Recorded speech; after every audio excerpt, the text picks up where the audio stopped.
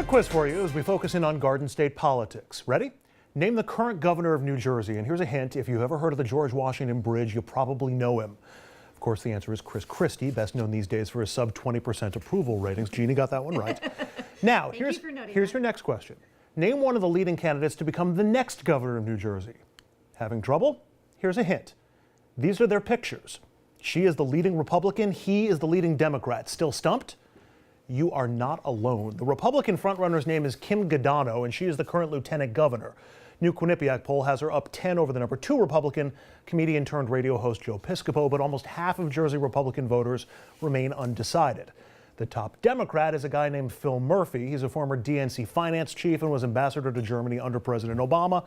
And he's got a 17-point lead over his closest rivals, with 57% of Democrats still undecided. It's early. Put them in a head-to-head. Murphy has a 22-point lead with 25% undecided. Back to my quiz, and if you didn't know who either of those two are, you are far from alone. More than 6 in 10 New Jersey residents do not know enough about Kim Guadagno to form any opinion of her, despite her being the state's lieutenant governor for the past 7 years. And a full 70% of voters say they don't know Murphy all that well either. My first question is a general one. Can you think of a major gubernatorial or Senate campaign where the frontrunners, nobody knows who they are? It boggles my mind that there's a governor's race in New Jersey and the voters of New Jersey are picking between people they don't know. Well, George Pataki, when he was mayor of Peekskill, a lot of people didn't know who he was. Right, who was he running against? Cuomo. Right, and people knew who Cuomo was. Both. People knew who. I'm gonna rely on the doctor for that. That's what's so unbelievable to me. I cannot imagine, Jeannie, and given your expertise on polling, that for Kim Guadagno, the sitting lieutenant governor, to have so many people not know who she is, and to have a guy 10 points back who so many people do know who he is, that this bodes particularly well for her.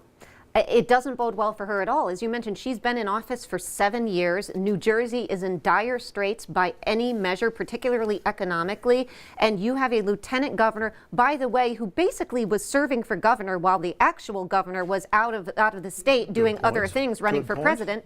And yet people don't know who she is, and what they do know about New Jersey, they don't like. The state is not in good position. And that's why I think there is a huge opening for somebody like Joe Piscopo, who, unlike Kim Guadagno, has actual name recognition. And that is where I think if he chooses to run, which is a big if, he is going to have a huge advantage there. You're a guest more than occasionally on Piscopo's radio show. Yes. I have not followed Piscopo since Saturday Night Live or a little bit thereafter. Does he have gravitas? Does he have that, does he know what's going on? Is he just the entertainment guy? And granted, in the era of Trump, that doesn't really matter so much anymore, but is there behind Joe Piscopo?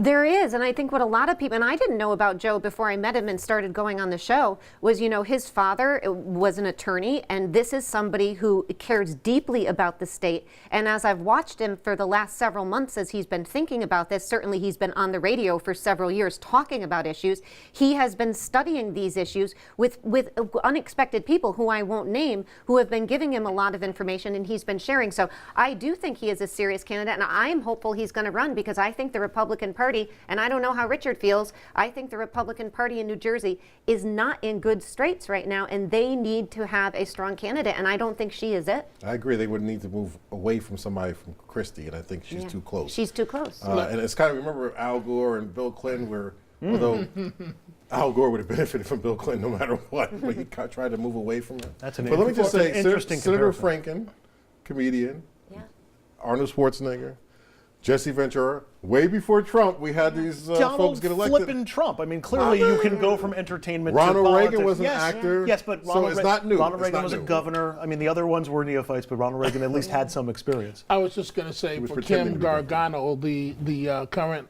did I say that last name right? Close enough. Okay. The current lieutenant governor, I'd say good luck with that, because, boy, does she have a tough road ahead of her.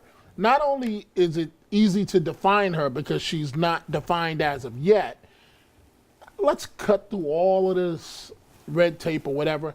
They're going to hang Christie around her at every event, at every day. She's going to pay more for Christie's deeds than he is. Yeah. And It's a wrap. It's over. She might as well go into the private sector. I think it's exactly like a Christine Quinn Bloomberg scenario. Yes. They're going to Yes. make her Yes. Christie incarnate. And I would just say again, I think people who are interested should listen to Joe on the radio because he talks about a variety of issues on the show, not just affecting New Jersey, but I think people who haven't seen him since Saturday Night Live would be surprised. This message brought to you by Piscopo for Go.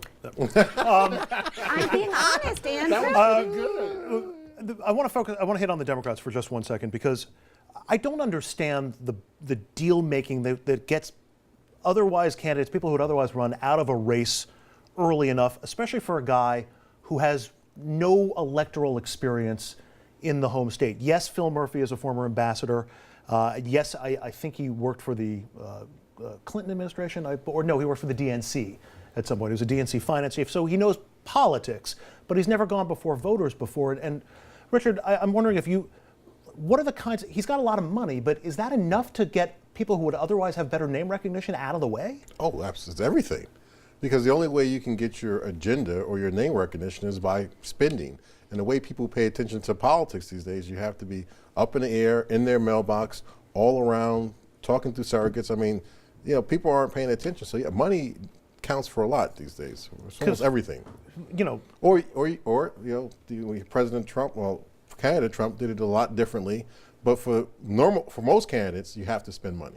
Because there are some state senators and other elected officials who have made names for themselves, and it just, show that if you can put the poll back up for Democrats, they are just far, far behind Phil Murphy, who's a guy who people don't know. It's just kind of remarkable. I mean, it is early, but I think in this environment, to your point, I think people are frustrated with people who have been in office, and particularly in New Jersey when you look at the state of the state again. Yeah. So people are frustrated and they're looking for an outsider. They're looking for somebody. They may not know Phil Murphy a lot, but he doesn't have the baggage. It's much easier to run that way than it is on a record, and that helps these candidates. And to Richard's point, they have to have money and they have to have a message. And if you can put those two things together, he's going to have a shot.